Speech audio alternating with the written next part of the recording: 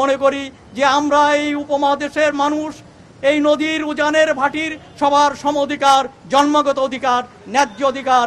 এই অধিকার কোনো রাষ্ট্রের, কোনো সরকারের হরণ করার শক্তি নেই, হরণ করার নৈতিক অধিকার নেই।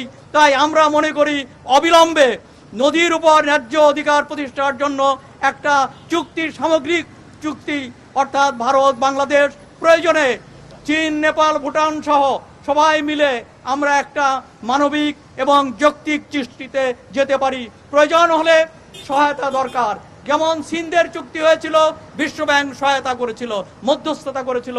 আমরা জাতিসংঘের মধ্যস্থতা এই চুক্তিগুলোর নবায়ন দাবি করি। সময়ের সাথে সাথে দেখা দেয় নিত্য নতুন প্রয়োজন, রেডি থাকতে হয় প্রতি মুহূর্ত। তাই এলো ইনোভার, যেন আপনি লাইফে থাকেন রেডি প্রতিদিন। Innova, designed for now. নদী বাঁচাও, জীবন বাঁচাও। তার সাথে আমরা বলতে চাই নদী বাঁচাতে হবে, জীবন বাঁচাতে হবে, এবং সেই পানির পরে জনগণের হিস্সা নিশ্চিত করতে হবে। আর জনগণের হিস্সা নিশ্চিত করার জন্য এই নাগরিক সমাজের পক্ষ থেকে সকল নাগরিকদের প্রতি, এই অঞ্চলের সকল নাগরিকদের প্রতি আমাদের আহ্বান, আসুন আমরা পানির উপর জনগণের হিস্সা নিশ্চিত করার জন্য একত্রিত হই, একইভাবে আওয়াজ তুলি এবং যার যার সরকারকে বাধ্য করি পানির উপর জনগণের হিস্সা নিশ্চিত করার জন্য। সবাইকে ধন্যবাদ। আজকের নাগরিক সমাজের এই আয়োজনকে, এটি অন্তরের জ্বালা, আমাদের কষ্টের জ্বালা, মানবিক জ্বালা। নদীমাতৃক বাংলাদেশ, এই বাংলাদেশ আজ সেই নদী প্রবাহ থেকে বঞ্চিত হয়ে এক মরুভূমিতে পরিণত হতে যাচ্ছে।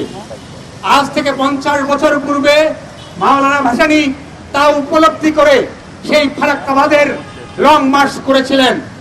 আমি জানি না আজকে দীর্ঘ সময় অতিবাহিত হয়েছে, এই সরকারগুলো, যেই সকল সরকার তারা যদি মানবিক হতো অবশ্যই আন্তর্জাতিকভাবে এইটার সমস্যার সমাধান অবশ্যই সেটা করে নিত। কিন্তু দুর্ভাগ্য, আজও সেই সমস্যার সমাধান হয়নি। আমাদেরকে বলতে হচ্ছে যে ন্যায্য হিস্সা আমাদের পেতে হবে।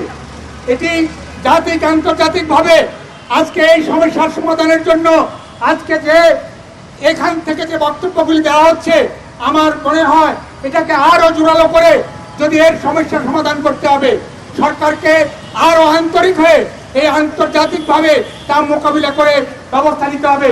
আর যদি তারা ব্যর্থ হয়, তার মানবতার প্রতি যে বিপর্যয় ঘটে আসবে সেটি হবে এই অঞ্চলের মানবিক বিপর্যয়, এবং সেটা হতে আমরা দিতে পারি না। আমি বাংলাদেশ হিন্দু বৌদ্ধ খ্রিস্টান ঐক্য পরিষদের পক্ষ থেকে এই আন্দোলনকে আরো জোরালো করার জন্য আহ্বান জানাচ্ছি। আমরা গঙ্গার ন্যায্য হিস্সা চাই, দিতে হবে, এটাই আমাদের দাবি।